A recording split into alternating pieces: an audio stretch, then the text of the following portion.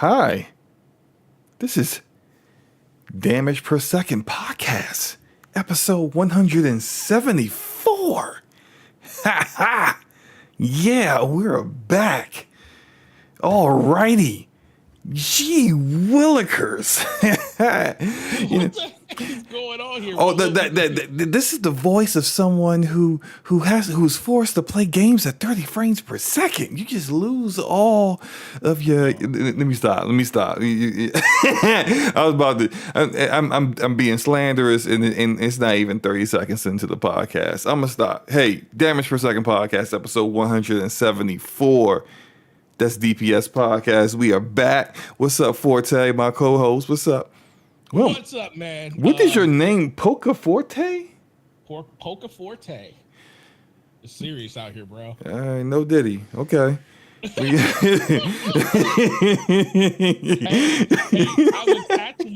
I was actually messing around with actually thinking about making a channel called Poca Forte. Oh, please don't.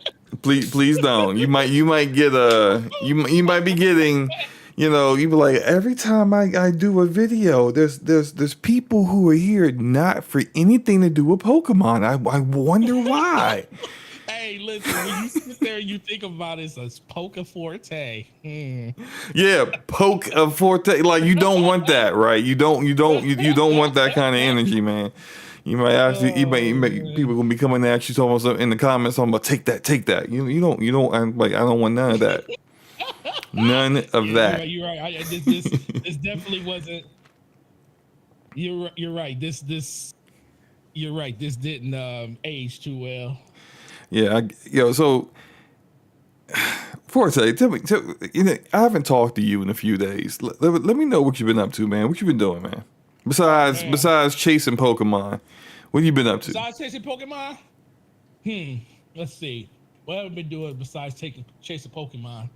I built not me, a new PC. I built one of my coworkers a new PC. Nice.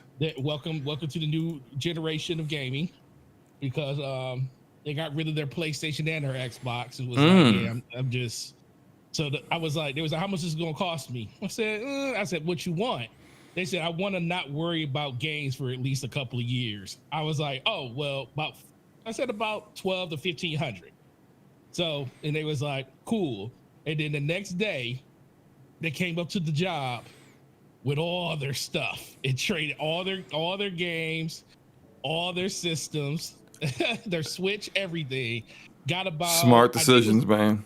I think it was 11 with all their games and everything. It was like $1,100 that they got back in cash. So just to let you know, store credit was like close to $1,600 in store credit. Wow. Get like $1,100 in cash, and he proceeded to go to Micro Center and did the thing and bought him a pre-build. Look at that. Like you know what? I commend that person.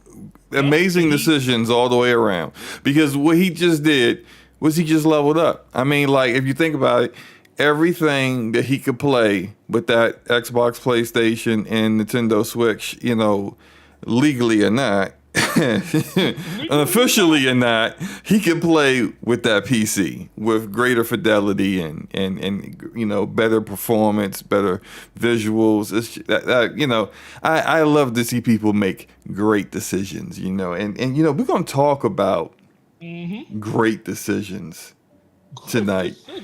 We're going to talk about decision making tonight. It's going to be a theme that we're going to keep coming back to about decisions that people make. Outside of building PCs and catching Pokemon, but what else you been doing? You been playing anything? Honestly, I jumped into Battlefield for a second. I did jump into Destiny to see exactly what the heck that was about. Then I proceeded to jump right back out of it because I got almost PTSD, and I was like, nah, bro, not doing this right now.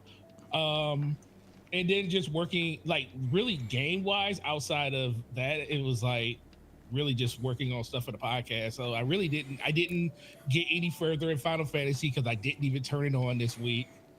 I tried playing Dragon's Dogma on, which is probably the worst decision ever because my friend has it on his PS5, and he brought his PS Portal to work. And he been playing on his Portal at work. And I was like, let me see what this is really like. How has his performance been with that? Because I don't know how that would work with the Portal. Like as far, I mean, I know how. There a little bit more. Hold on a second. OBS dropped on me. They got us. Daggone OBS, man. Hold on a second. Let me make sure that we're back. Looks like the stream is back. Okay. That was weird. Why is OBS such garbage sometimes? I tell you, man.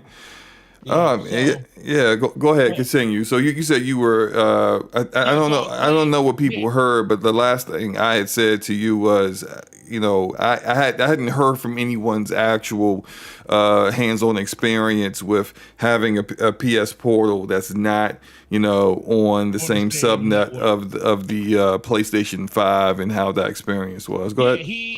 So it you can definitely still see some of the latency, but part of me believes if you didn't know that your PlayStation wasn't on the same net, if you actually went into the experience and somebody said, play this and tell me what you think about it, you would probably notice a little bit of the latency, but it wouldn't be to the point where you're like, I can't play like this. So he was playing Dragon's Dogma? Yeah. Like that? Wow. Okay. On it. Because I also play, because I didn't play Dragon's Dogma, so I just wanted this, because he was playing on his lunch break. I said, let me see what this is all about. Because he was already about like 13 or 14 hours in. Okay. So I started playing and I was like, oh, this don't play that bad. Because I know it actually plays pretty decent on our Wi-Fi at work, because he played when he first got it. Wait, hold on. You said it don't play. I mean, it's averaging 38 frames per. It's fine. It's fine. Go ahead. Yeah, exactly. But I'm just saying. I'm just like, I mean, it's like there's a cap to not that bad. But go ahead. The first experience I had of playing on his was playing Ratchet and Clank Rift Apart on it. And when I played that on there, I was like, oh, I could definitely see the latency, but it wasn't to the point where I felt like I couldn't play the game or I couldn't enjoy the game. So is it my preferred way of playing? Absolutely not. But for a person that is detached from their system, and as long as you got good enough internet, you can definitely get away with it and play it on the go. Because the part in Ratchet and Clank that I played a lot of is the part where I think it's the third world, and you're in like that arena setting and show.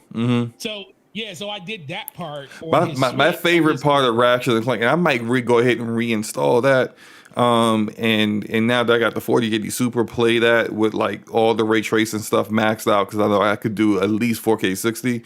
But I might go ahead and get my favorite level in Rift Apart is when it's kind of doing what the Titanfall 2 mission was, where you go back and forth through time, and it's like you're on a world that's been destroyed, and you go back and like I love missions like that. They do that kind of time skip kind of thing. I can't get enough of it. So like I might actually reinstall Rift Apart again, just because I beat it on PlayStation 5, but when I got it on, that's the only, I think that and Returnal are the only PlayStation games I've bought on PC that I haven't beat yet.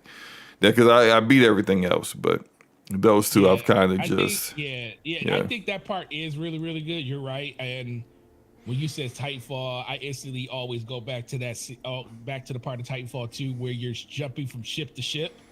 It was so great jumping from ship to ship in that game. It was awesome.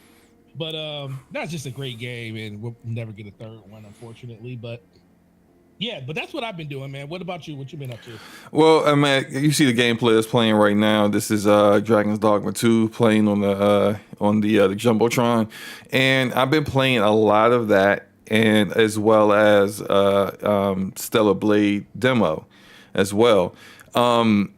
And we'll talk about that later. That's one of the topics. But so I'll get deeper into that later. But with Dragon's Dogma 2, I'm kind of, and I do this all the time. So this anyone who's watched the show will know that this isn't a shocker with slow-mo. But like, I will, when I first play a game and I'm digging it, I'm doing everything. I'm like, what, random NPC comes up to me, slow mo. They stole my cows, my wife, my kids. Can you kill those bandits and get my family back? I got you, bro. Where they at? I'm gonna take them out. I'm changing classes. The one I'm showing right now is the Mystic Spearhand, which is so cool. It's such a cool class. I'm really enjoying that one. I'm currently using the Thief class, which is just OP. And then after I'm done with the Thief class, I want to do the Magic Archer class, which is probably might be the most OP class in the entire game. That's definitely the strength of the game, is the various different ways that you can play it. And they all feel different. They all play differently. Each class does. And it's that part's a lot of fun.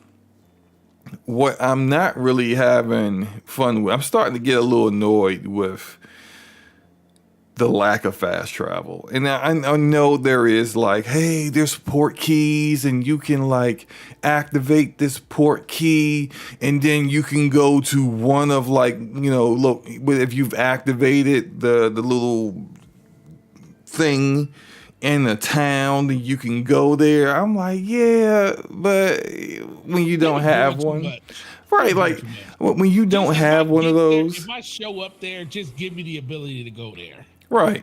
And it's just like, if you don't have one of those, then, you're kind of SOL. And then you're going to be like, oh, well, okay, all right, so I got to go travel to this location over here. And it's literally just you go 5 steps and you run into a group of enemies. You run. Like, I'm fighting, I just like right here in the gameplay, I'm fighting like 2 different trolls. It's the gameplay is fun, but sometimes I just want to get to where I'm going, man.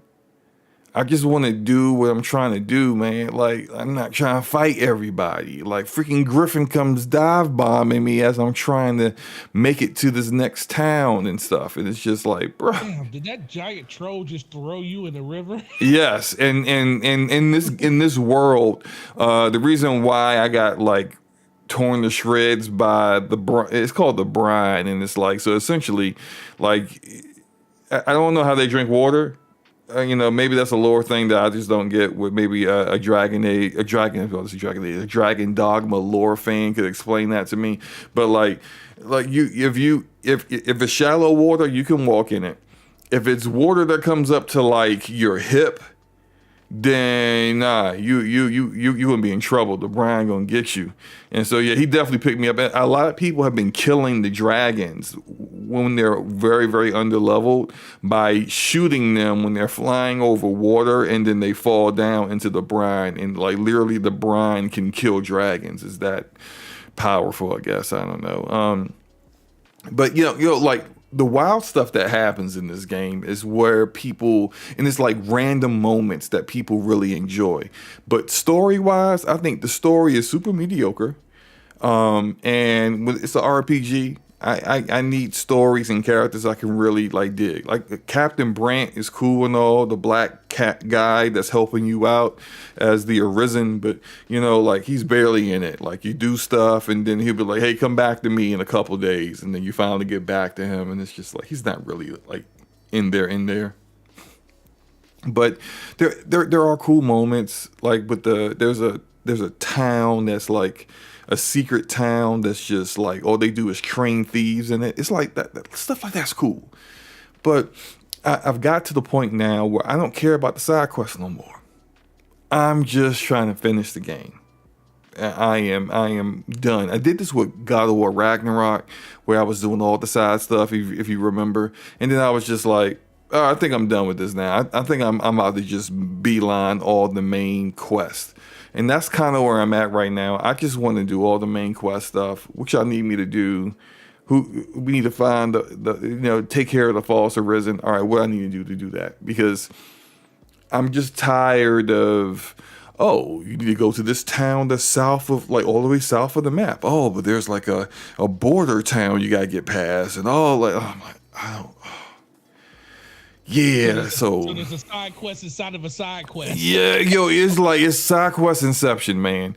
And it's just it gets tiring. after a while, and it gets to the point where you're just like, all right, I just want to finish the game.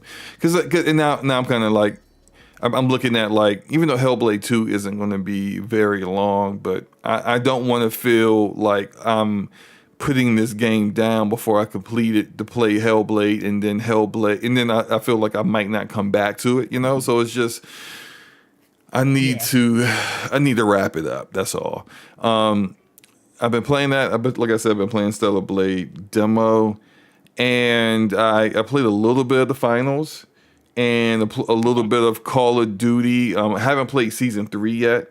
Playing with, shout out to Taz. I think he's in the, I think I saw him in the chat. Me and Taz was playing a little bit of the end of season 2, and I didn't do what we did the other time at the end of season 1, where we was like, yeah, man, let's go ahead and complete the battle pass. I was like, nah, I ain't got it in me.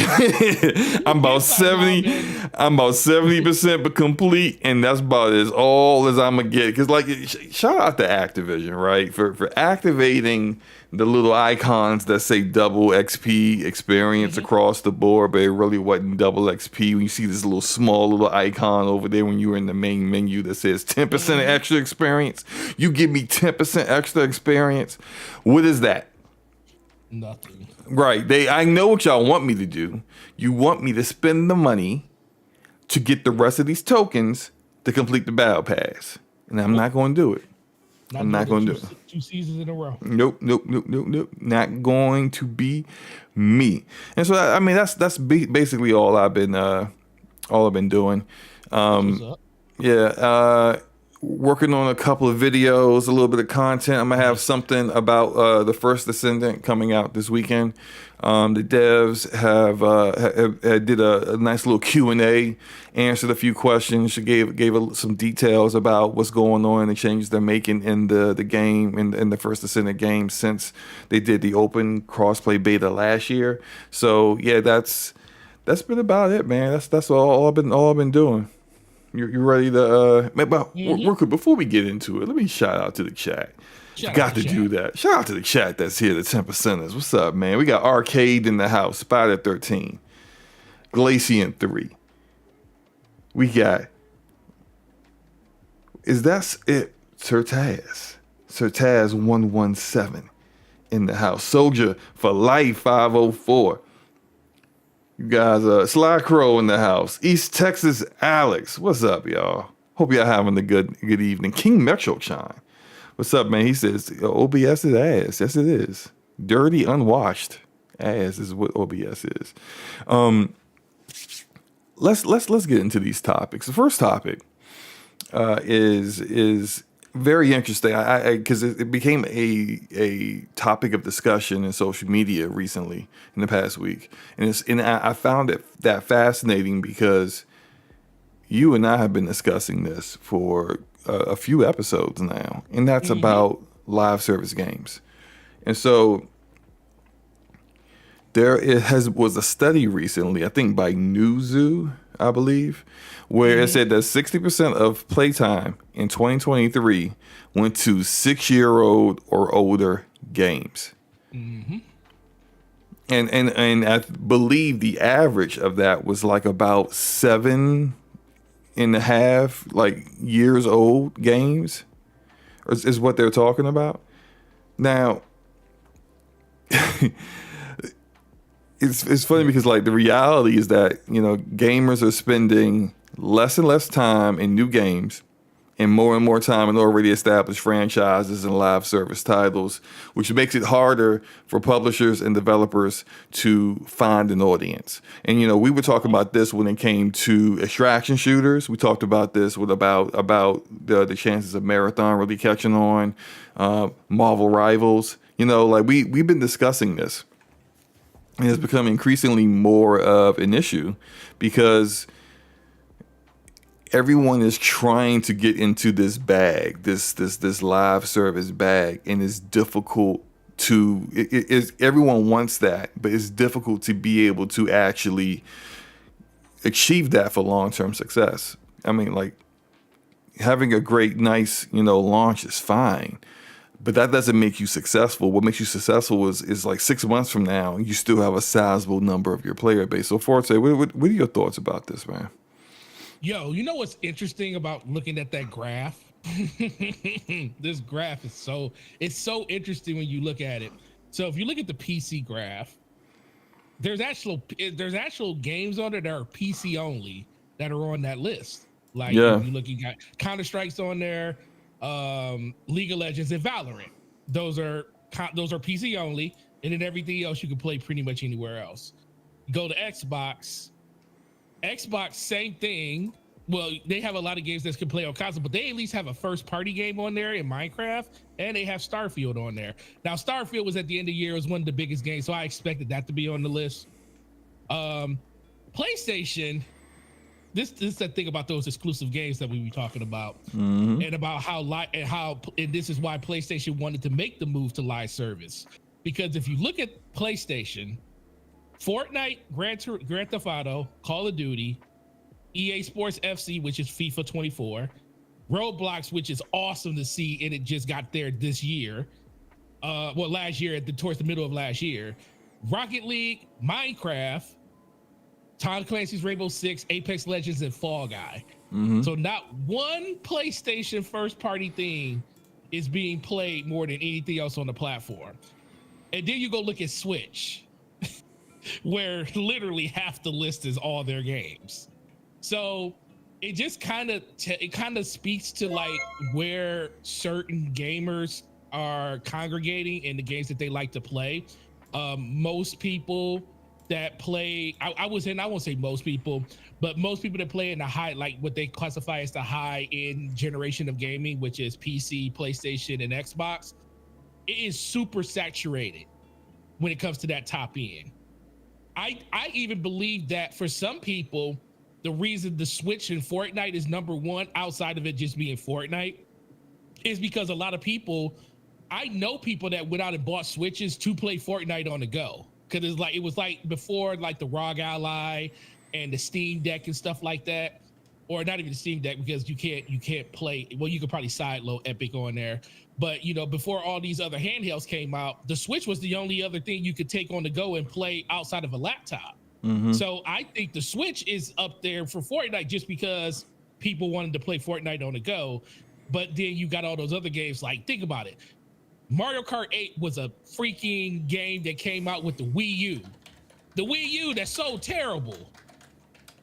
And it's like the fourth most played game on the platform, which is the biggest platform of all these platforms outside of PC.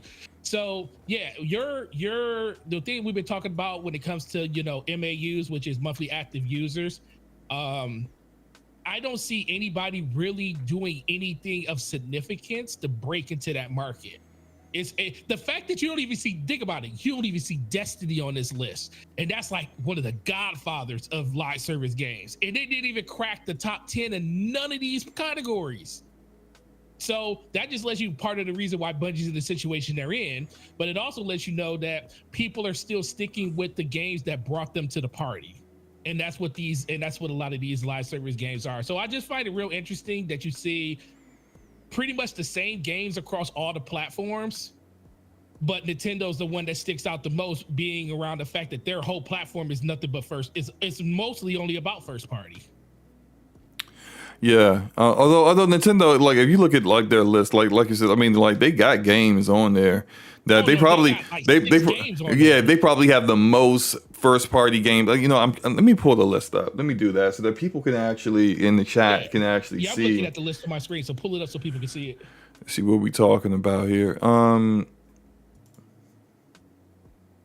Yeah, why he's pulling the list up, I read that. So PC has Fortnite, Roblox, and this is in order from top to bottom, from first to 10th. Fortnite, Roblox, Minecraft, Counter-Strike 2 and Go, The Sims 4, which is really interesting because that's an EA title, and there's a reason why, and people keep wondering why EA keeps releasing all of the stuff for Sims separately, because there's a bunch of people that still play that game on PC. And it makes them a lot of money. If you really want to see how much money they make on Sims, go look at Steam and go look at the bundles that they have and see how much it costs to buy everything for Sims 4. It will cost you well over $3,000 to buy everything. Does not help. That's crazy. So that's number 5. Number 6 is Call of Duty Modern Warfare 2 and 3 in Warzone. 7 is League of Legends. 8 is Valorant. 9 is Grand Theft Auto 5, I mean, and then 10 is Rocket League. I already named the PlayStation ones, but for the people that didn't hear it, Fortnite, Gran Turismo, not Gran Turismo, Grand Theft Auto, all the Call of Duties, EA, FIFA 24, Roblox, Rocket League, Minecraft, Rainbow Six, Apex Legends, and Fall Guys. Xbox, same thing, Fortnite, Call of Duty, Grand Theft Auto, Minecraft, Roblox, Rainbow Six, Rocket League, Starfield, Apex Legends, and FIFA 23. And finally, the Switch. Number 1 is Fortnite. Number 2 is Tears of the Kingdom. 3 is Mario Brothers Wonder. 4 is Mario Kart 8. Then we got Minecraft, Pokemon Scarlet and Violet, Fall Guys, Animal Crossing, which was the pandemic game, Hogwarts Legacy, and Super Smash Brothers Ultimate. So if you look at like the average years of like at the bottom, it says average years on the market, and literally, and this should be no surprise for anyone that plays on PC.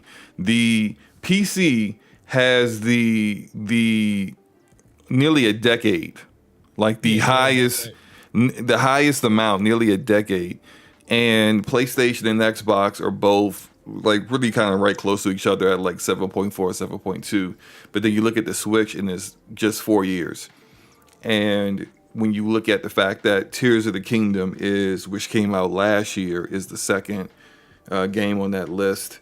You got that, Mario Brothers Wonder, Mario Kart 8, Pokemon, and Animal Crossing, and Smash Bros. Smash Bros might be the oldest thing that's on that list. That's first party for Nintendo, and that's the majority of the games that's in their top 10. Like, I think what Microsoft and Sony would love to have is what Nintendo has here, where there is a mix of the bigger, more popular games that you see on every list, the Minecraft, the Fortnite, the Fall Guys and stuff, but it's so much actual representation of their own content. And surprisingly, Hogwarts Legacy, which came out, that was like November of last year, right? Somewhere late. Yeah, that's number 9. I mean, like the Hogwarts Legacy is ridiculous. Like, number 1 selling game of last year. Right. But you look at when it comes to live service on Xbox, it's FIFA, they say Apex Legends, Rocket League, Siege, literally everything on that list is live service except for Starfield. But when it comes to first party, Minecraft, Call of Duty, Starfield, and it's just those 3. But like they got 3 first party games that's on that list. PlayStation has none. Yeah, and that's this is why they pivoted so hard into the live service arena. But again, as we said before, like the chances of really nailing that is very, very, very difficult. Some of the games that are on the PC list, like Valorant, is only 3-4 years old, but Grand Theft Auto 5, which is on everyone's list, is over a decade old. Counter-Strike Go is ancient. That thing's like 20 years old. They keep updating it. Yeah. League of Legends is old. Minecraft, that everyone has, is old as well, but it's just PC. I think although you see a lot of games that are older, even older than everyone else's on the PC list, you also will see PC gamers supporting live service games or games that have kind of like, they're kind of smaller, but they might be able to kind of like achieve a pretty good following. Those kind of games, you see PC really supporting those games more. Helldivers 2, for example, a PlayStation exclusive game. The 2/3 of at least in the United States, we don't have the numbers worldwide, but 2/3 of the people who own the game and play the game are on PC and not PlayStation when in the United States. And so, although that might be, the numbers might be slightly different in Europe and worldwide total, but that says a lot about how the PC community is when it comes to games. If it's a quality game, they'll play it. And you have the opportunity, that's like step one, you have the opportunity to kind of get that community to come in the finals, for example. Recently came in, blew up, a lot of people started playing it. But what's going to happen, and what's really, really important, is that 3 months down the road, when you're looking at ramping up your next season or new content, that's really, really pivotal, because a lot of those players might end up going back to what they normally play. Fortnite, Call of Duty, whatever, right? They might go back to the shooter or whatever kind of game that does something similar to what your game is doing. But now this is their thing. This is what they always play. They've invested so much money in it. And I think, Forte, I think that is the most important thing there. Because it's the reason why I heard from so many of my friends that play Destiny wouldn't stop playing Destiny. And it's because the investment that they've made in the game, whether they don't really even feel like playing it anymore, the investment is the reason why they keep playing it. I've spent thousands of dollars here. Look at all the skins I got. Look at all the stuff I have. I've done this. I've bought all the expansions. I've built all the stuff up. I've done all these things. I can't abandon the game. Because if I abandon and uninstall the game, I feel like I wasted all of that. But would you think about that mindset? Because I know that's something I think you have talked about before. Yeah. And guess what, guys? And I'm gonna be honest with you. It doesn't hurt as much as you think it does to walk away. Yeah, once you finally do it. It doesn't hurt. It does not hurt. You in your mind, when you're in the thick of it, it makes you feel like if I stop, I'm missing out.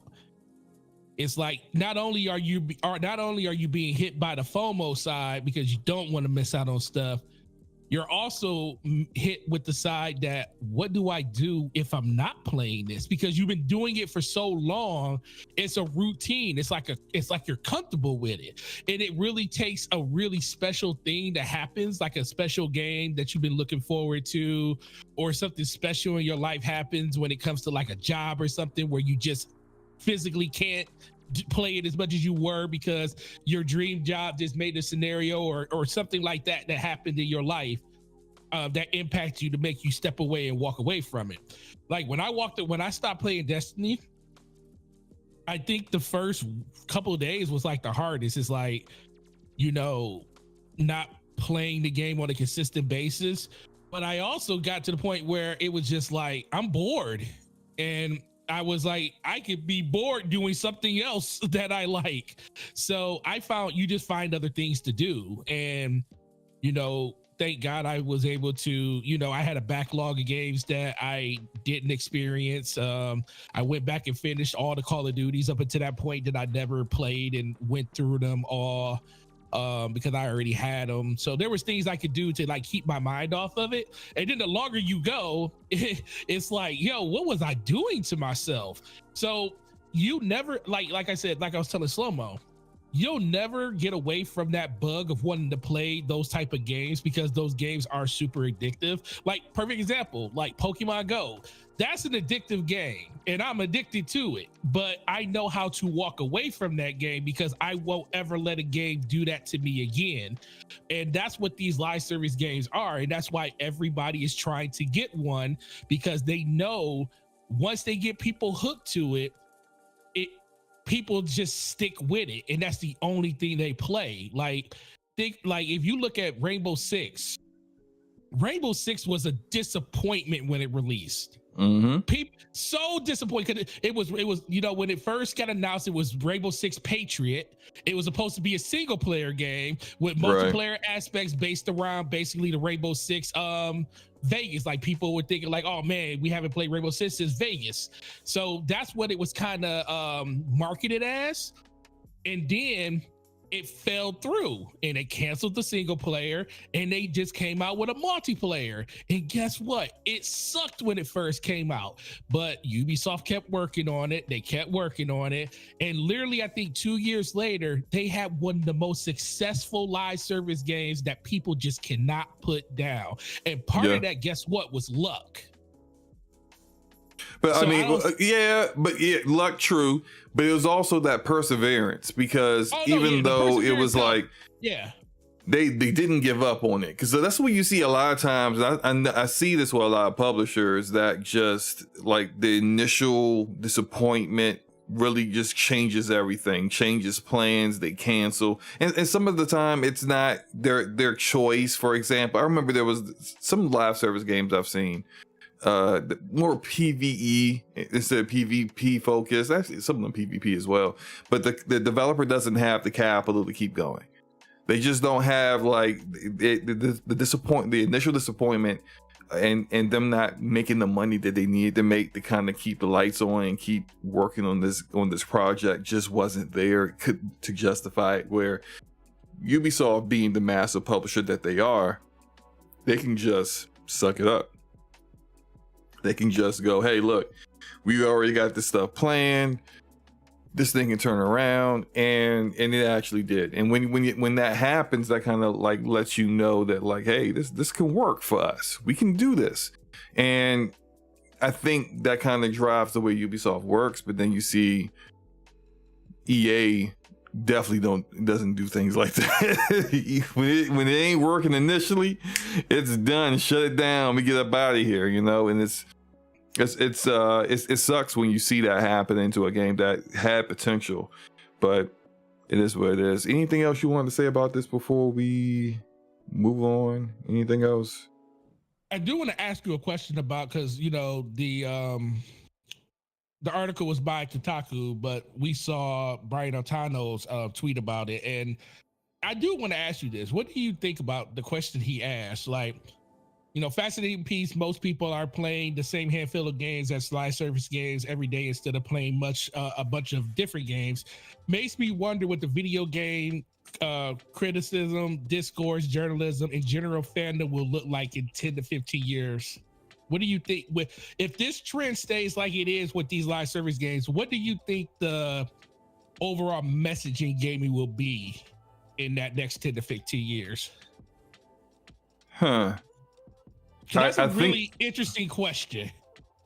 I think there's going to be something else that is going to. I don't think live service is going away or anything like that. What I do think is going to happen is that I think that there are going to be other games, other kind of like newer genres or newer kind of games that are going to start captivating gamers and taking away some of the communities from these bigger live service games that are kind of like holding on. And for example, this actually is more along in line of what the other game, the other community's game already did. But you look at Marvel Rivals, and that's definitely trying to come for Overwatch's neck, right? But Overwatch has been dropping the ball. Blizzard's been dropping the ball. So although there's still a massive community of people who are playing Overwatch, even though it's not like on the list that we saw, but that's an opportunity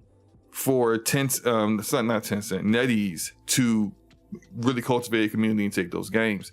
But I think like that's more of a smaller example. A bigger example would be a game that just kind of comes out of nowhere, like something that no one else is really doing, and it may be taking like a small mode of a game and then expanding upon it and making it an entire game out of it, like what Fortnite is. Because a while ago, Battle Royale was just a mode. It was in DayZ, I think it was DayZ, yeah. And then DayZ devs left and made PUBG out of it with a Bluehole. And then Epic saw what the PUBG blow up and was like, we could do that. We could even do it better. I mean, they're using our game engine. And they just took one game that was already floundering. Fortnite, Save the World was already floundering and not doing well. and then now it is the most popular game in the world right now. I think we're going to see something similar to that. Now, what we'll see, I don't know. I can't. If I knew what the next big thing was, I wouldn't be podcasting and talking with y'all. I'll be actually making that or being invested in it or something. But that's what I think is going to happen. What about you, man? What do you think? Forte, did I lose you? Oh no, I'm still here. I hit the mute button by accident. I had to cough and I never unmuted it. You're good. Yeah, for the most part, I do think you're absolutely right. I don't see something will captivate people within the next 10 to 15 years that's not live service. Now, will it be something more in the AR, VR realm? Do we finally get to a point of the future where do we finally get to that point in future where that becomes more sustainable for people to like pick up and buy or play?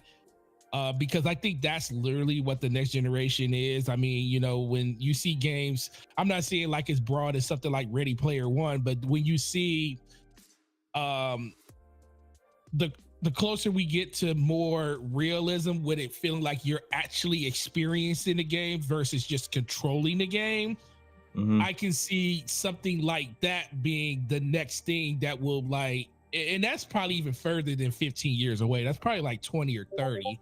But something along the way is going to unseat what we have right now.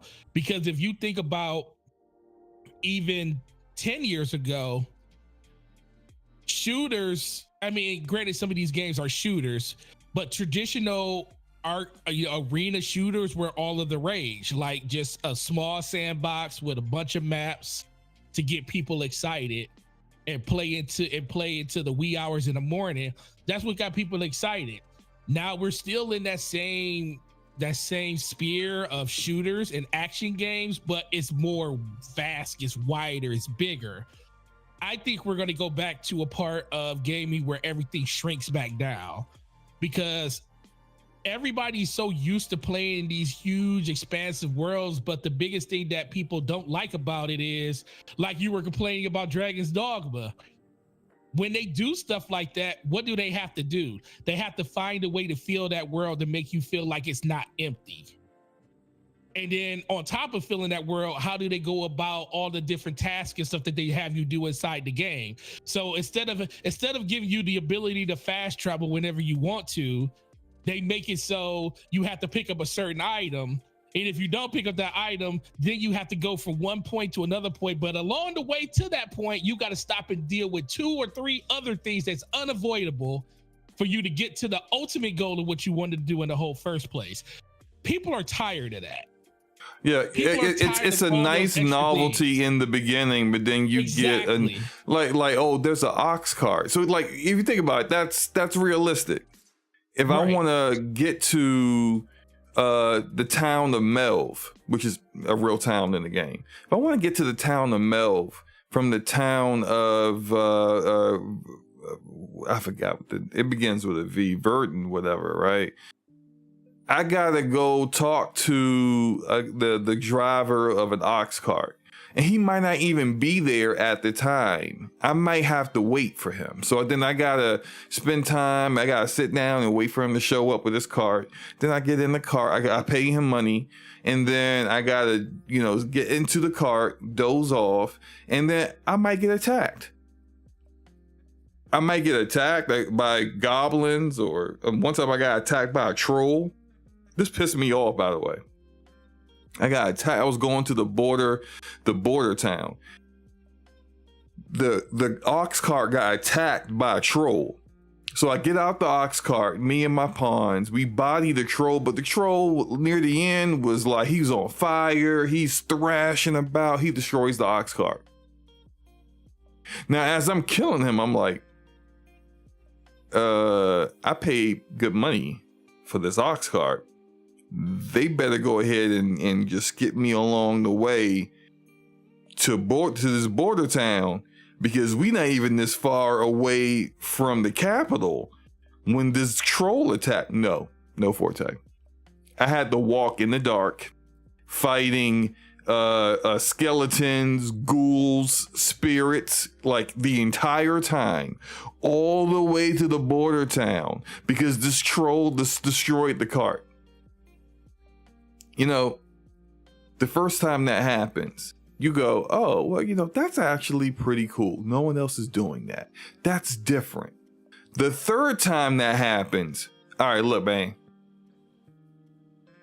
cut the crap. I'm just trying to get to this daggone town so I can start this next quest. Some quests are literally, hey, go find this person. You go find that person. Hey, you have a conversation. Now go back and tell the person that asked you to go find them and relay the information. I'm just playing a game of telephone. Instead, I'm playing a game of ox cart because there's no telephones here. It's just ox carts going back and forth or me traveling on my own.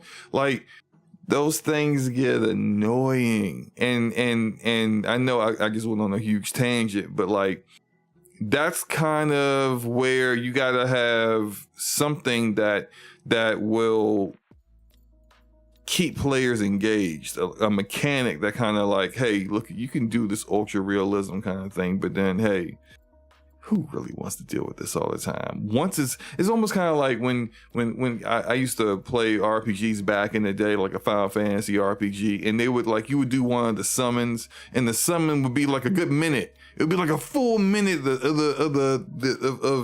of Bahamut coming out, flying around, looking all cool. And the first time you saw it, your jaw hit the floor. But the third time you pull out Muhammad, you're like, bruh, wrap it up, B. I just need you to hit this dude so I can get back to the fight. The intrigue is over, you know? I don't know about, to get back to where we were really talking about, I don't think the next big thing will be AR or VR until it is something that doesn't make you look like an idiot in public. Because I'm sorry, like I've seen people with the Apple, what's the Apple Vision Forte? Is that what it's called? I think you're muted again. I said, say again. Is it what is the Apple VR AR thing that's like $3,000? Yeah, you know, I've seen people really they just flexing because it's expensive. You know, it's dumb expensive. It's like you don't need this, but you spend money, right? $30, why? Right. So like, and people just getting out their car, and they're just walking around with this goofy thing on. Like when AR VR really takes off, it's going to be almost to the point. Like, remember back in the day when people used to have Bluetooth headsets initially and used to be bulky on your ear and you look dumb. You look like you were like a sex call operator or something walking around in public, you know, with a big old headset on, like you were you were customer service, you know, walking around in a 7-Eleven. You look dumb. But then once they made it more like technology got better, they made it more low profile, almost to the point where you can't even tell if someone has it in their ear. The only way you really know that they got a Bluetooth on is that you see them talking to themselves. Like now everyone's using it. Now everyone has them on. You see it, and like you see people have conversations. Very rarely do you see someone actually pull the phone up to their ear and talk, right? Mm-hmm. That's when VR/AR will take off. When you don't look like a goofy using it in public, when it's not embarrassing that you're a grown adult using something so cumbersome and weird, or looking like you're just begging someone to rob you, which I mean, when it comes to gaming experiences, I don't know how you really mitigate that, but it's when it becomes nothing more than like some sunglasses to put on, or like in Black Mirror, those little stones that people would just connect to their temple and then their eyes will go white and they're just like in this VR world. I know it's Black Mirror, it's fake, but someone came up with it, I'm pretty sure there's somebody out there that's trying to create that. So True. That's what I'm talking about. That's when they'll take off. But the next wave, I still think, is still going to be live service. It's going to be some kind of live service game that's much like what we see with MiHoYo, with Genshin Impact and their games, and all the other live service games right now, where it doesn't matter if you're out on your cell phone, a tablet, a PC handheld, you're at home on a console or PC desktop, you can play that game with your account. You know, it's cross play. You can play it with whoever. That all that stuff has to all be there. That's like the bare minimum at this point. After that, it's what kind of game it is. And that's going to be the next big wave, is going to be something that's not seen before.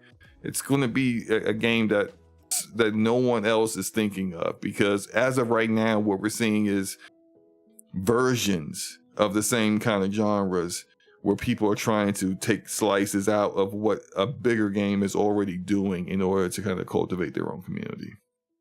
Right. But yeah, anything else you want to say before we move on? I'm with you. Bet. So, did you? I don't know if you said this or not. Did you play Stellar Blade? Nope, I refused. I told you I wasn't going to play it because I already knew I was going to buy the game, and I didn't want to be. Even though doesn't all the stuff transfer over? Yes, it does. Your progress when you end the demo transfers over to the full game. So, and then if you don't, like, let's say if you feel like you missed things, you can go back and restart it over, overwrite your save. But you know, you can go back and do more exploring, or you know, if you felt like you didn't really buy that boss the way you wanted to, you can go back and do that too. But yeah, I might have to go do it. Yeah, I did jump in and look at and play a little bit of it, but I didn't finish the demo. All right. Well, I will. But I already heard and seen a lot from the demo, and oh boy, and then all the craziness around people talking about the game. So yeah, we definitely. But yeah, we about to get into that. But before we do that, I forgot to do a super chat, and I apologize. See, Clizzle of 420 says clipping in the game on screen is crazy in 2024. Hit that like button. I think he was talking about, this is so far back that I was playing Dragon's Dogma 2 gameplay. Yes, you see all kinds of clipping in the environment in that game. It's open world, and RE engine is I would say not quite ready for prime time. No, not right now. We as Capcom is using RE engine for games that are going to be more open world in the future. The engine has the newer versions of the engine need to be better optimized for those kind of experiences. But I appreciate the super chat, man. Sorry, I'm just getting to it. Okay, so Stellar Blade. Real quick, because you haven't played it yet. I've played it. I've played through the actual like story portion of the demo twice, and I've done the boss. After you complete it, it unlocks this boss challenge that you can do, and you can fight that boss as often as you want. It's essentially her just running into a room, and the boss jumps down, and you fight it. And I actually uploaded a video earlier today of me, because it got to the point where I was beating. I got so comfortable with the combat that I was beating the boss every single time. And then I started to like play around with different combinations, because they give you a bunch of different gear that you can use. And some of them like will give like, hey, 4.5% higher critical hit chance, or melee damage mitigation 10%. You know, things like that, right? I took all the gear off. I said, you know, at this point, I'm just like, I'm not like trying to like, you know, I wasn't trying to like brag or anything, or like, ooh, look what I can do. But at that point, it's just like the only thing I hadn't done was beat the boss with no gear on, or beat the boss without getting hit. And so I figured, like, let me just, you know, do those things. But like, I'm really digging the combat. And it's once you figure it out, and essentially Forte figuring it out is there's like colors that you'll see. So it's not Souls-like as people think, just because it has quote unquote like rest areas that are like bonfires. Like I don't really think this game is very Souls-like at all.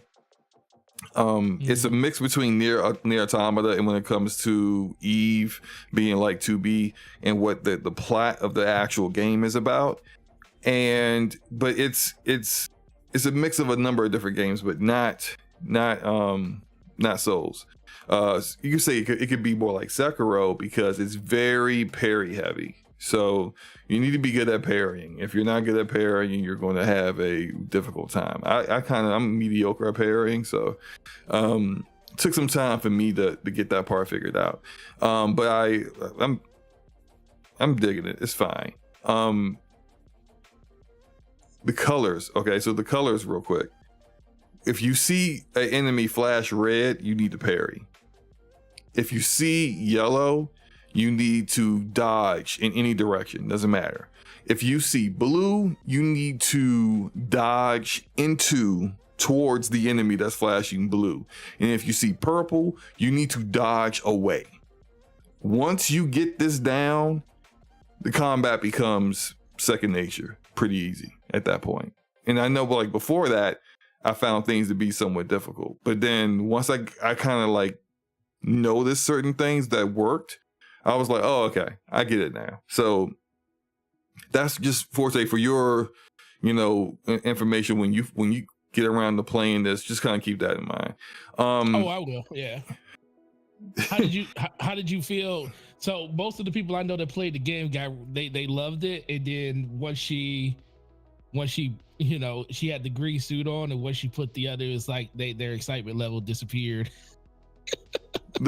Oh yes, and look, I'm playing it.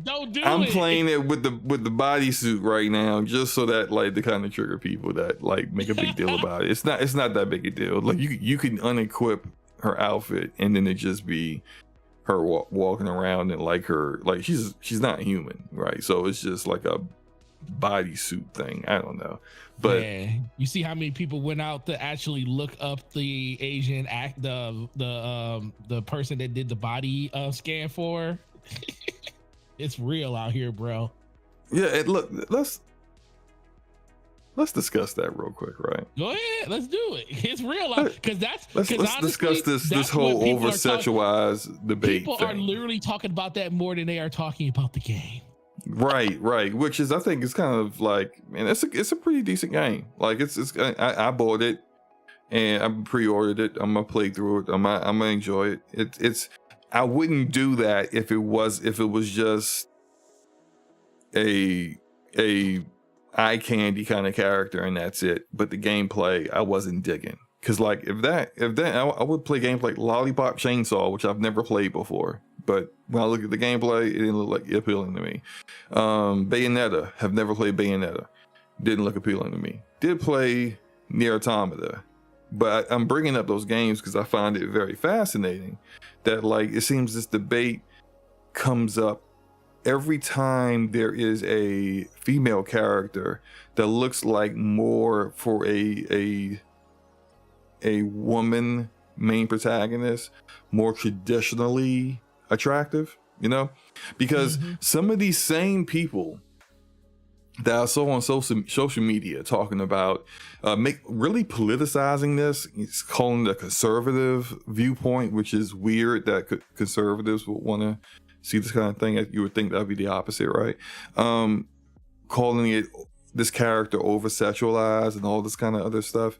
When you really kind of look at their history, and you can just, I don't know if these people know this or not, but Twitter has a search function, and you can just go to someone's profile, you hit the little search icon, and then you can just put a word in, and it'll find everything that you said that's included that word.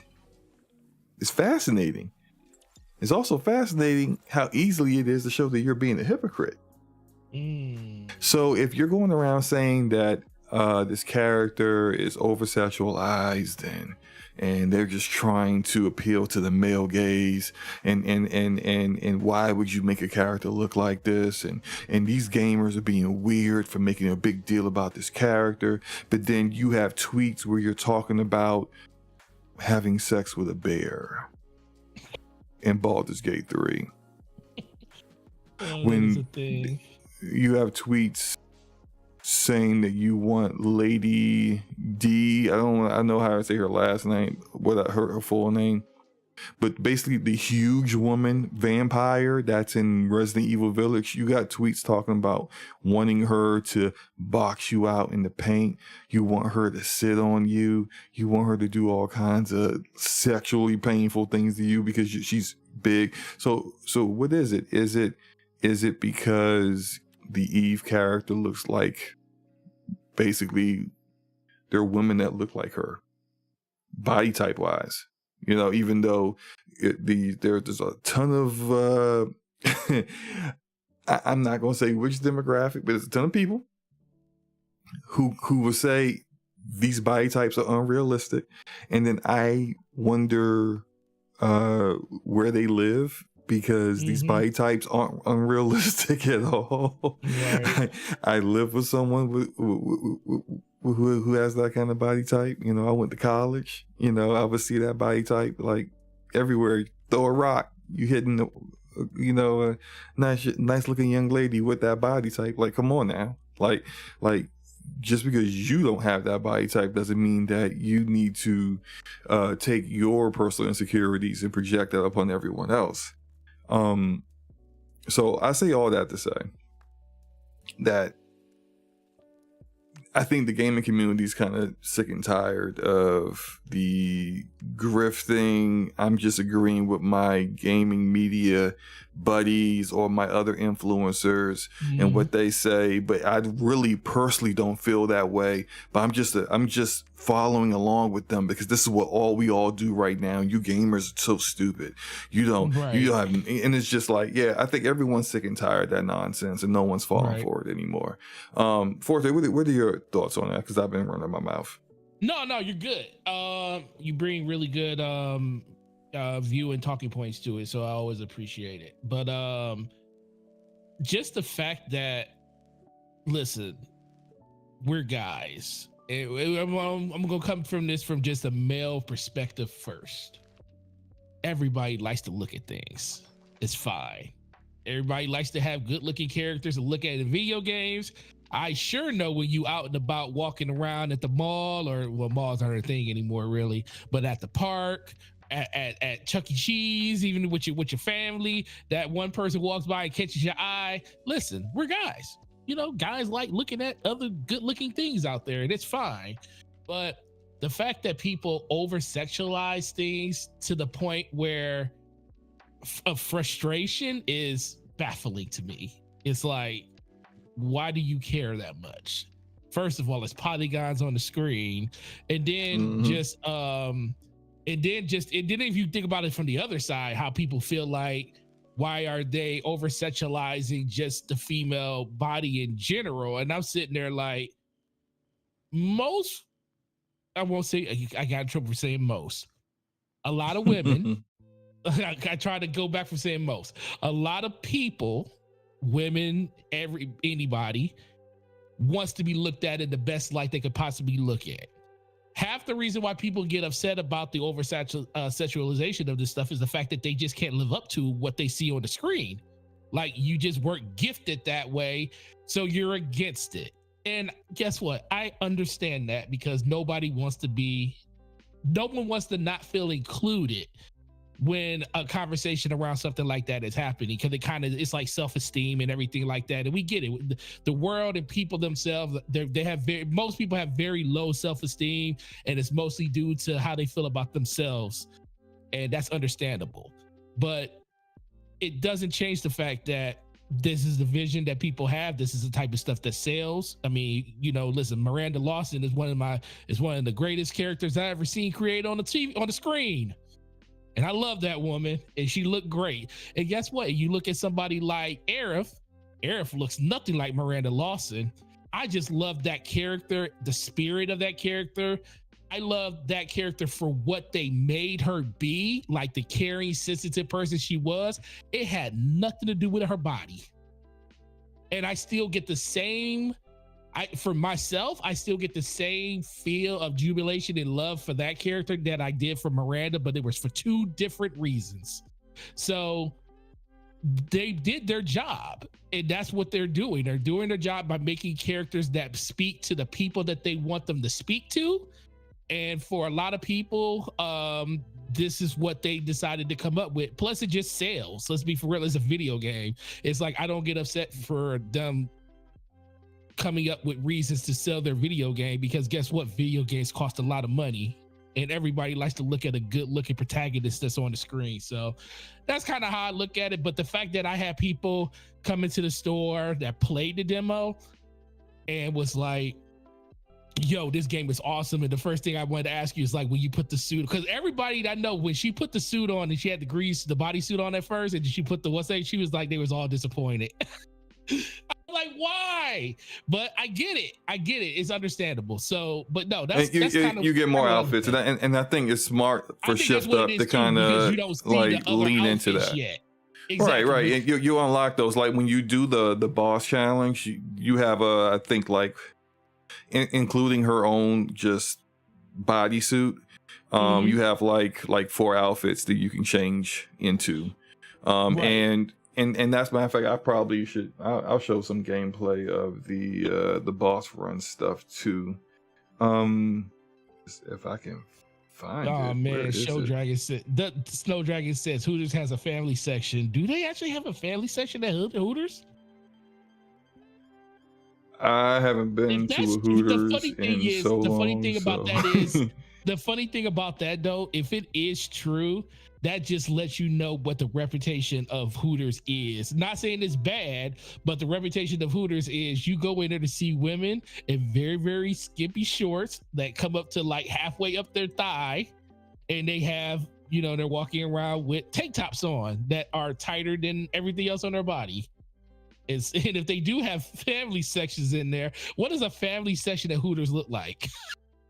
Like, what does the waitress look like at a family section at Hooters? Like, think about that. You work at Hooters and your boss tells you you're working in the family section today, so make sure you dressed appropriately. That's nuts, bro. If that's the case, I don't know. I don't think they do that. I think if you go into a Hooters, you know what you're getting into. You know what you're going to see. You know what you're going to Hooters for, right? Right. Give me a second, because I got like Yeah. You know what the game does? The little bit that I did play of it, you know what makes me really want to play the game? Did you ever play like any of the Darksider games? No. The one with the 4 horsemen? Yeah. Man, those games were awesome, and the combat reminds me of that when it comes to like of course, Stellar Blade is faster combat, but I loved Darksiders 1 and 2, and and 3 was really good too, but 1 and 2 with Death and War were the best ones of all of them. And this just like looking at the gameplay and looking at the environments and stuff, it reminds me of those games. And if this game even comes close or even succeeds what those games did, I'll enjoy it like crazy, because I think the first Darksiders was a 16 to 17 hour game. And then the third one went more open world, and it ended up being 32 hours for me to beat that one. So I'm definitely more interested in it, because I know I'll enjoy it, especially if the gameplay. And if you're saying the gameplay is like that solid, then I'll definitely enjoy the game more than most people probably think they will. Yeah, the gameplay is good, and I wouldn't say that for any game that was just like any game like Darksiders has faster combat than Stellar Blade. Really? Yeah, so it's faster? Yeah. Stellar Blade's combat is, and I think it is also because people are kind of unfamiliar with the way the combat is like, and it's like because you're literally starting out in the demo in the very, very beginning of the game, so it's like you don't have all the skills unlocked yet. You don't really know how to do things. Like, you should probably, when you're in combat, be using triangle to kind of do like a fast dash towards enemies more than people are using it for. It should be like a more stable part of how people do the gameplay. But it's just like you see those little things and not really quite understanding how everything works.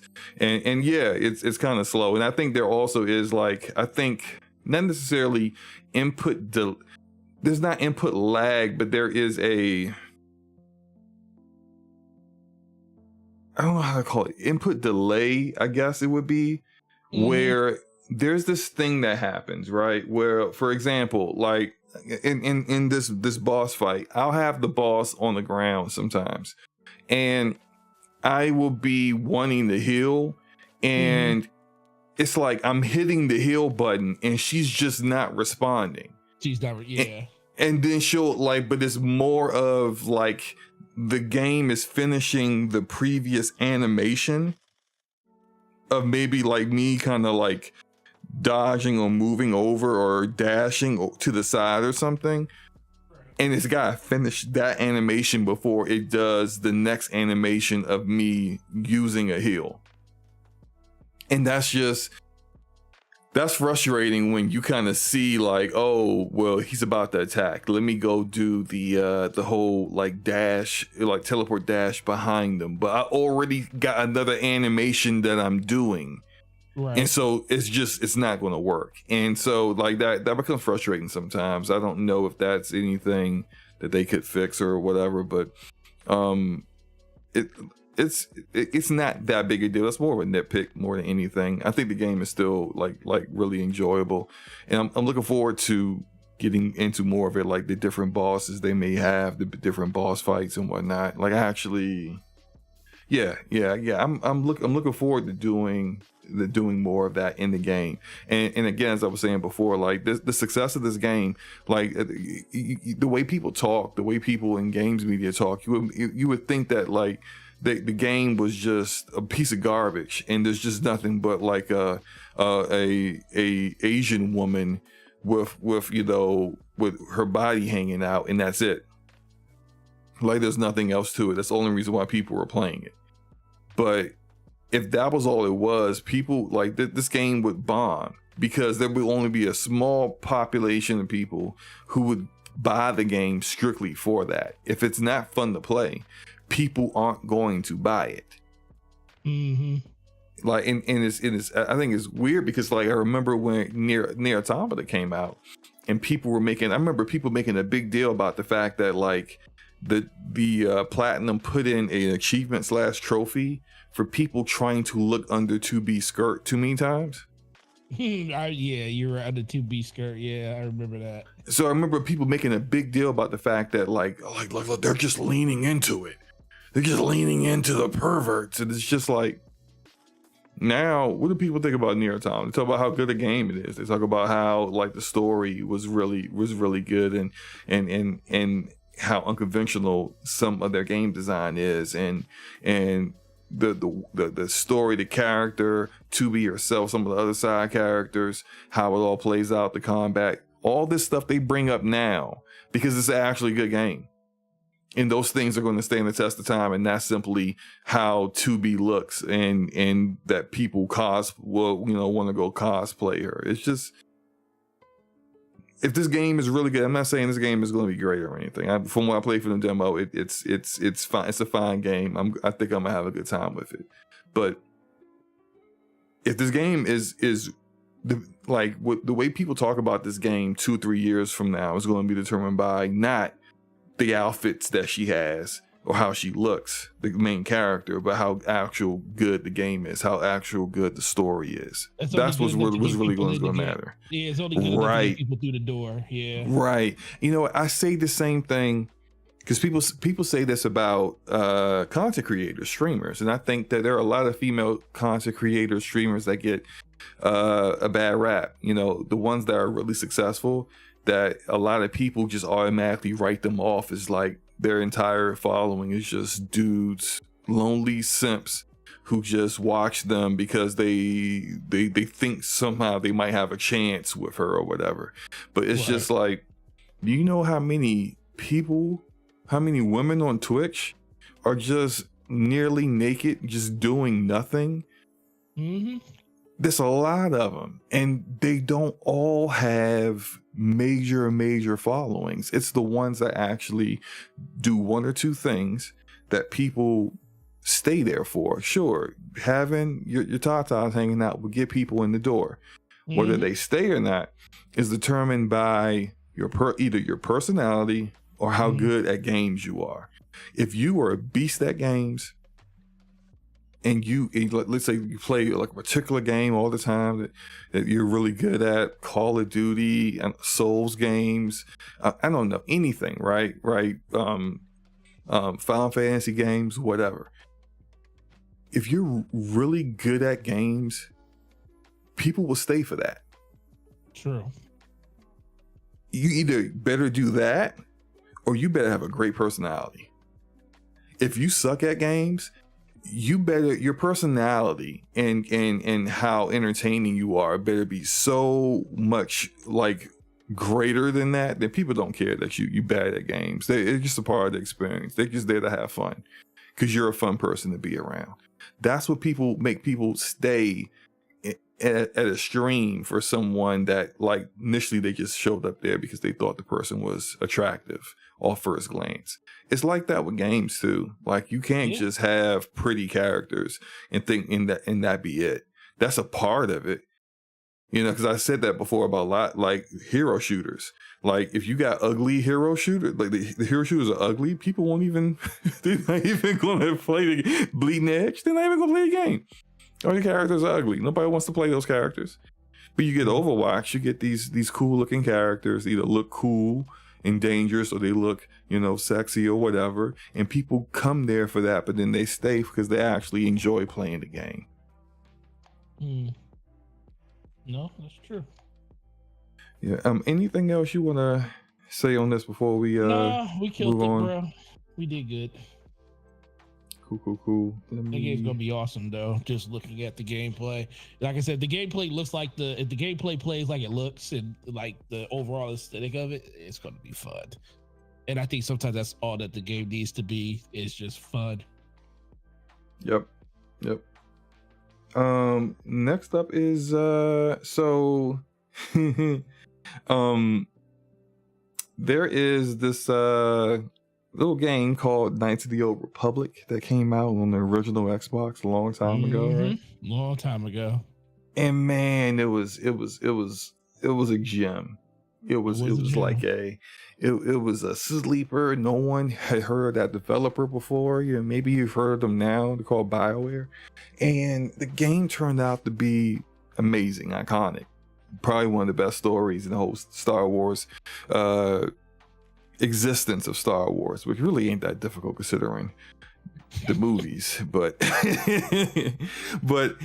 oh my god, Knights of the Old Republic, it's been, this remake thing has been kind of a problem for me because you got Sony, you've got Embracer, you've got Lucasfilm Games that all decided, hey, let's bring it back, let's modernize this cult classic of an RPG, of a Western RPG, and we're going to get Aspire to do it. Who the freak is Aspire? Right. Who is Aspire? And their time with the game has expired. Right.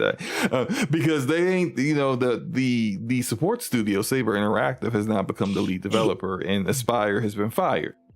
And since then, Saber Interactive has bought themselves out from Embracer, and people have been wondering what's happening with Knights of the Old Republic remake, because they were working on that and now they're not with Embracer anymore. But according to IGN's Rebecca Valentine, who has spoken with the Saber Interactive boss Matthew Karch, I think I said that name right, He says it's clear and it's obvious that we're working on this. Like, I don't know where he got it's clear and obvious when we have zero information, but sure.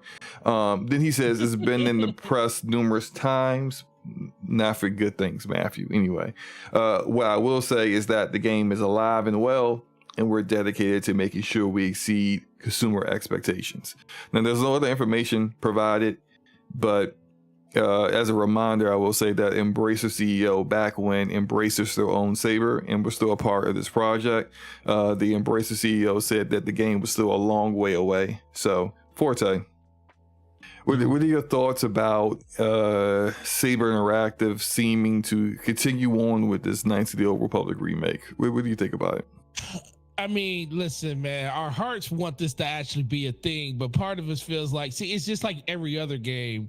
When you start seeing development problems and games supposedly seemingly like they're going to get canceled and all of the other rhetoric and just stuff that's happened around the game. Yes, as a gamer, you really want this game to come out. You do. I really want to see this game, but part of me is afraid that I don't want the experience that I did have of the game to be ruined by what they come out with this game if they don't do it right. So I really want this game to come because this is like one of the greatest games ever made right here. So there's already a lot riding on the execution when it comes to this game. And it's not that I don't believe that Saber can't get it done. I do believe that Saber can definitely craft it. I'm definitely doubting Saber. I'm definitely doubting. It's like, I don't want to doubt them and say they can't get it done. It's just that with all of the changes and all of the things that's been happening at Saber, I just don't trust them with this game. Because I feel like this game should write itself. This game has already got a template out there. You already know what made this game great. So it should be easy to follow that narrative and put this game out for people to enjoy once again. But once again, due to all of the discourse that's been happening at Saber and everything that's been happening around just the overall ability to get this, to even get funding and in order to get people to want to take the time to actually get this game out the door, because this game's still in like pre-production. So it's like, how long? When was the first time they announced this game? When did that splash screen show up about Knights of the Old Republic? When was that, Slow-Mo? That had to have been, I feel like, and I'm not 100% certain, but I feel like that was 2021. It wasn't the last PlayStation big showcase, but it was the one when they had that huge gap of like a year and a half without a showcase. It was the last showcase before that. So I feel like that had to have been 2021. And that's why I feel like this is just, I'm scared. I'm nervous because why? It's like nothing's really happened with this game since, at least nothing that we really know about. So hopefully they can like please us and actually come out with something that people want, with the experiences that people want. But I also think it's more of a situation where I look at it like, I just don't want them to mess it up. So that's where I am with that. It's pretty much like, if I think about it, so it's like how you feel with Dragon Age. It's like, BioWare ain't BioWare no more, but you love Dragon Age so much, you just put a lot of faith in the fact that it's BioWare and BioWare is going to come through and make it work. And guess what? And if they don't do it, you'll just be super disappointed. I don't want that for this game, especially a game that we actually have nostalgia for. We know what it is. This isn't like a new thing. It's like it's Square with a screw. Like, think about it. If Square would have screwed up, like Square took some really big risk by changing up the dialogue and the story of Final Fantasy VII. They took some risk with that because people really wanted the original story, the way it was told and everything. People wanted they didn't even really want the aesthetic that the game is under. They took some risk by doing that, and I give them credit for doing it. And guess what? A lot of people actually are enjoying that. Do you feel like Saber is going to do the same thing with Knights of the Old Republic? Because that's what scares me. I don't. So I really as you think about this. Yeah, because like I have been on this cancel Knights of the Old Republic remake kick for a while. Because I don't believe in Saber. I didn't believe in Aspire. I only believe in Saber Interactive slightly more. I'm not saying Saber's a massive studio, by the way. They have like over 1,000 developers, but they do a lot of stuff. Sometimes they're a lead developer. Sometimes they are a support studio for other studios, like they were initially for this project. But I bet you, if the publishers involved in this had to do it all again, they wouldn't choose Saber Interactive as their developer for this game. True. They would have chosen 100%. Someone far more equipped for this level of RPG, and far more experienced in dealing with this massive of an IP that gamers have a ton of nostalgia for. Like a Larian Studio. Like Larian Studio would I wouldn't mind them doing this game. Obsidian. I would love for Obsidian. Obsidian did the Sith Lords Part 2 of KOTOR. I would love for them to do this game. They're a little too busy. They got too many projects. It makes sense. Plus, Sony was attached to the project. They're not going to go. They definitely intended for this to be a console exclusive, so they're not going to involve Obsidian, because that means that it now has to go to Xbox, which is, as far as they're concerned, is a no-no. I actually kind of also felt like I didn't want Sony involved with this project either, because they don't care about the IP. I feel like they jumped on it because it would have been a good, two-finger salute to Xbox to take something that was an exclusive of theirs from the past, remake it, and did not put it on that platform. I think Jim Ryan probably got a good chuckle in his office when he made that deal, but they don't have any skin in this game when it comes to making sure that it is honoring what the previous game was, because it wasn't their previous game. So like I might be doing a lot of assuming here with that, but I just don't think that Sony really cares for the project. I mean, they care enough to tell Aspire what they had was doggish, but they don't. But I think that's more along. They do that with everyone, where it's a console exclusive for them, where they're spending money on it as a co-publisher or just financing the project to make it exclusive. They're going to give their input, which is fine. You're paying for it, right? But I don't think Saber has the chops for this.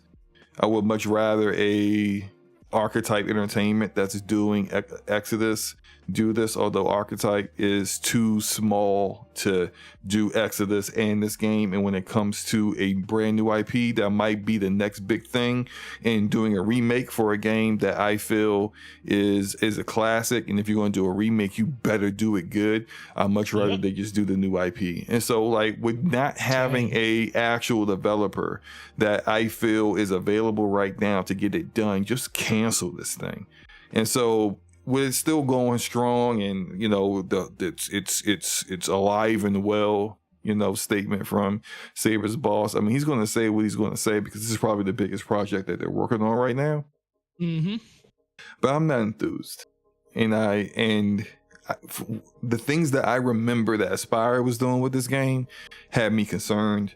They were talking about fleshing out parts of the story. I'm like, what parts of this story do you need to flesh out? This game doesn't need to be padded with more side quests. Every planet you went to had tons of side quests, tons of NPC characters with their own motivations, all kinds of things going on. Knights of the Old Republic this is not Final Fantasy VII Remake, where if you look at the dialogue of original Final Fantasy, you see it's somewhat immature sometimes, and somewhat childish at times, and you kind of see where you want to kind of flesh things out. It needs voice actors. That game is that old. So of course it needs that stuff. The entire Knights of the Old Republic game has voice acting already in there with really good voice actors. You don't need to do any changes to the story. So they were talking that kind of talk. And then the only thing that I didn't really have a problem with, they said that they were kind of modernizing the combat, which is fine. I'm fine with that part. You want to change the combat somewhat, because I'm fine with that combat. I could play Knights of the Old Republic right now and be fine with the combat, but I love that game. They don't want me. They know they got me already. I will buy the game. They want, like, my son, who's 14. Yeah. That when this game comes out, let's say in another 3 years, and he's 17 years old, they want him to be interested in that game. He would not be interested in the kind of combat the original game is. So they're going to make some shit. I get that, and I'm fine with it, just as long as it's good. If it's good combat and you nail it, I got no issues. But again, I don't trust Saber Interactive, and so I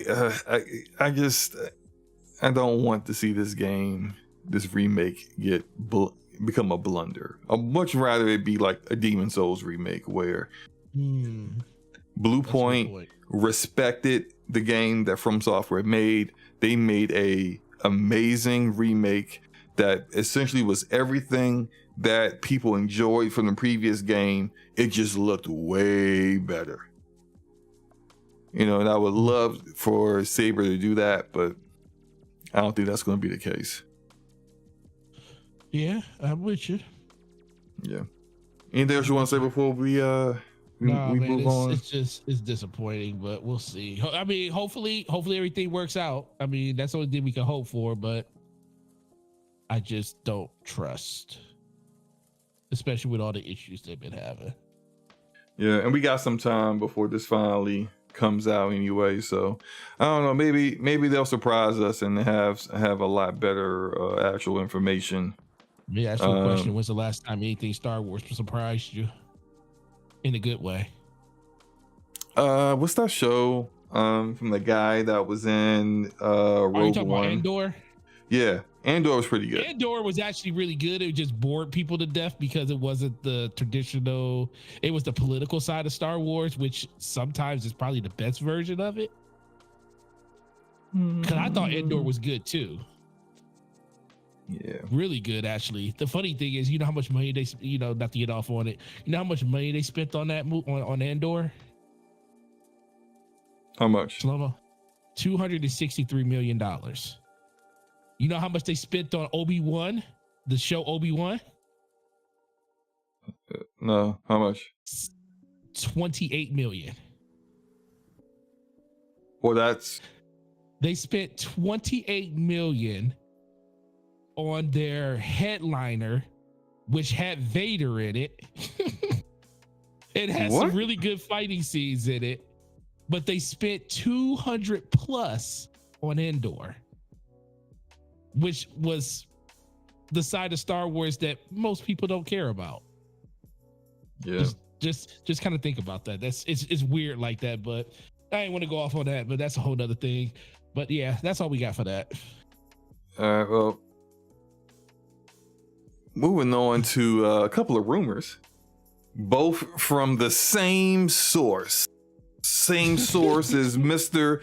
Jeff Grubb. The Grubster has been going around. I thought you were gonna say the snitch, but he ain't been around in a long time. Nah, I think the snitch's YouTube pass has been revoked. That's how he was getting a lot of his information. But no, Jeff Grubb is the source of both of these rumors, and both of these rumors were Grubb suggests that he doesn't outright state it, but he suggests that the Silent Hill 2 remake that's being developed by Boo Boo Team, aka Bloober Team, will be at a State of Play showcase that's coming in May. Now, he's more solid on the State of Play showcase coming in May than Silent Hill 2 remake being there, but If it does show up there, I hope it shows way better than it did when he showed it last time. Right? Good grief. And also, something that was revealed today, but in a pre-recorded show of, I think, Kind of Funny's Xbox show. I forget, XCast, I think it's called. XCast, baby. A Gear 6 teaser may be revealed at the Xbox Summer Showcase, but he says that plans could change about that. So, is it gonna have an Xbox logo on it though? That's a good. Hey, I don't know, man. I don't know, man. Might just say consoles. Just plain text consoles and in Times New Roman font. It's just that's it. No logo. Future platforms, not our platform, but future ones.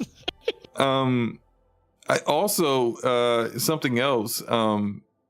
Nate the Hate on Reset Era said that, and I this might be a bit of hyperbole, but whatever. He said that he believes that Gears 6 will do for Xbox Series consoles what Gears 1 did for the 360. Which I don't know if he's talking about in terms of game design or just pure impact. But those are some pretty bold claims. So we can start with Gears first. Forte, what are your thoughts on Gears 6 being teased at the Xbox Showcase? And also the way everyone who seems to have any information about Gears 6 seems to talk like it's going to be epic, amazing, like something you've never seen before. What are your thoughts on that? Oh my God. Okay, you know what? If I had to live in the world of hope, then I will hope that all those things are true. I do think they're going. I do think Gears. It's about. I think the last time what Gears 5 was 2018. 2018, I believe. Yeah, I think it was 2018. Yeah. Gears 5. It's either 2018 or 2019, but I think you're right. I think it's 2018. Yeah, it was Gears. Yeah, but I think it's about time for them to probably start that Gears train back up again. Mm-hmm.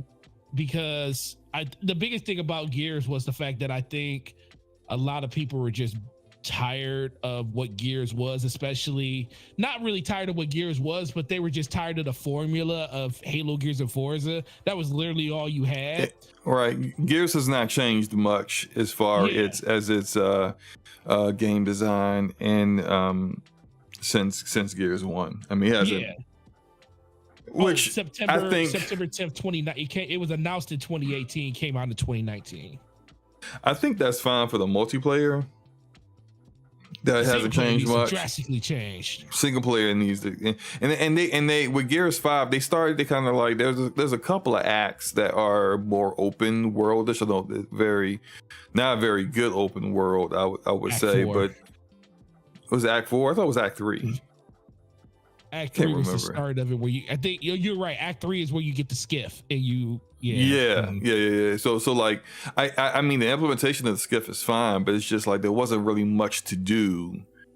I think there may have been like one side quest. I think at least one I can remember. They should do some sandworms in there and made it interesting. Oh, well, it's Dune now. We're on the Rakis. Listen. Speaking of Dune, man, oh my God, I need to go see that movie again.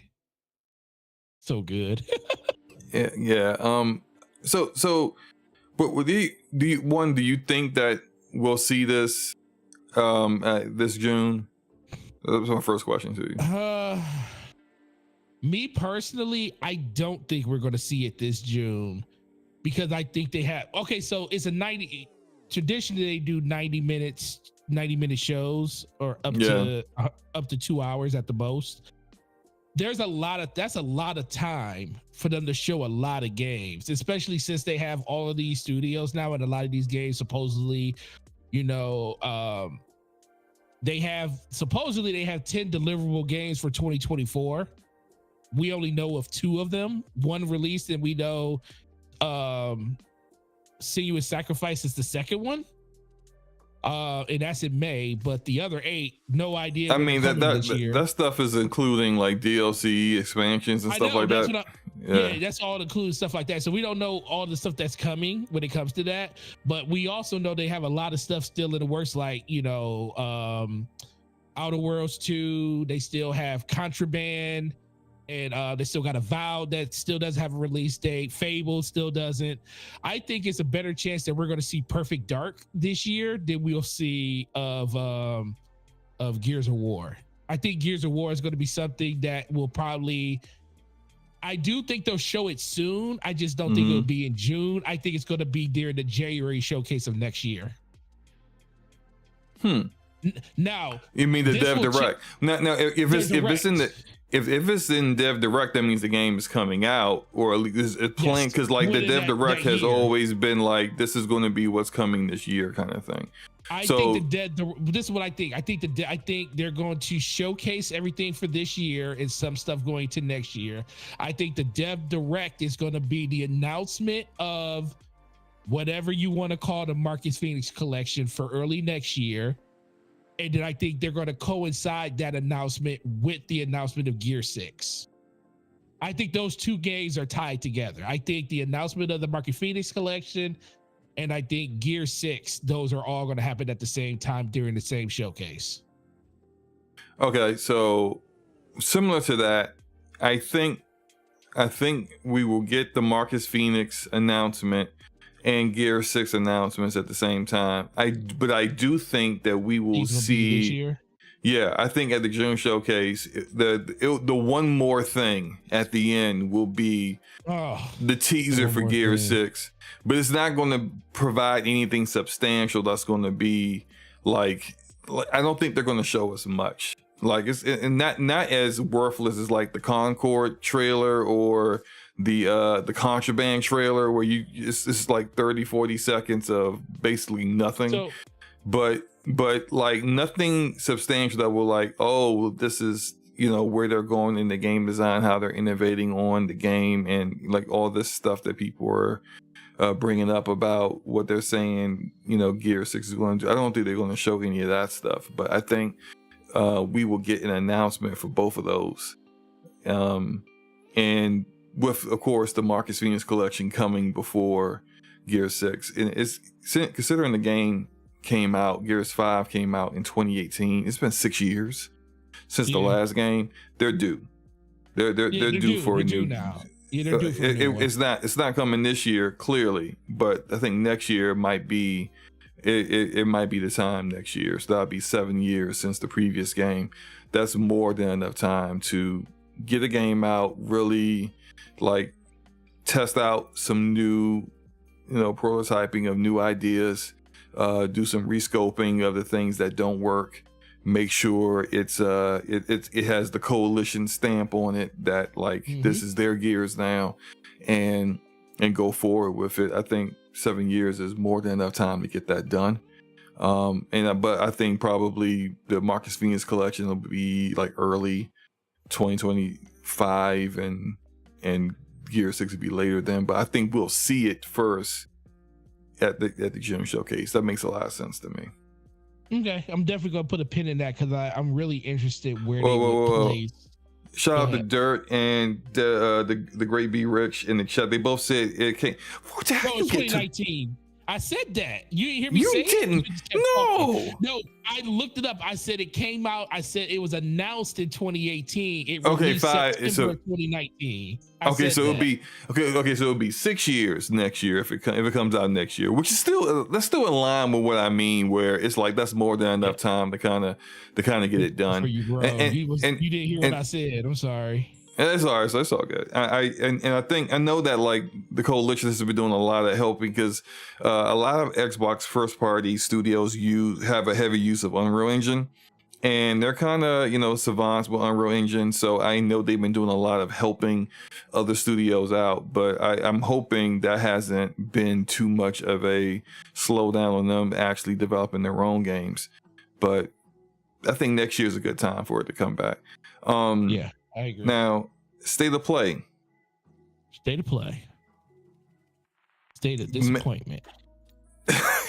Stop. Until they show me some games, bro. That's all it's gonna keep being. This state of play, this state of play can't be. This needs to be a state of play that's for actual PlayStation studios. I don't want to see if this is another third party focused state of play. Our partners will want to show tell your partners to go keep that. It's May. They can keep that for June showcases, put on Nintendo Direct, Xbox showcase, whatever. Freaking what's the Jeff Keighley thing? The summer fest. Summer Games Fest. Keep it for that. Don't be doing no state of play in May. A month, like less than a month from everyone showing everything, Ubisoft Forward, all that stuff, just to show some more third party baby steps and all that. Nah, I ain't trying to see none of that, man. Where your first party content at, bro? That's what we talking about here. This. But what they gonna show? They already said that's the thing, Slow-Mo. They said they ain't got nothing for 2024. No. They said. They said major nothing from their major franchises in 2024, and that's established franchises like Ghost of Tsushima, Uncharted, that kind of stuff. That's not coming, so I don't expect to see that, right? Well, no, actually, maybe you could show that. Showing it doesn't mean it's coming out this year. That's true. Because when Hiroki said that, he was talking about content being delivered, releasing delivered this year. They can still show it. Right. Yeah. And you think about that trash showcase they had last year, where what they showed was Marathon, they showed Concord, and they showed Fair Games, and I think one more game. What was the other game? Helldivers, which is out. Helldivers is doing great, right? Which is doing great. So they showed 4 live service games. Only one of them has released. So from now to the next fiscal year, we should anticipate getting the rest of those live service games that they showed that were first party. Mm-hmm. Which, we know Marathon got delayed, so Marathon might drop out of that fiscal year. But Concord and Fair Games are still fair game. Hey, you see what I did there? Anyway. You ain't heard that here, Rodimus. You ain't heard that here. Ain't nobody said that here. I think that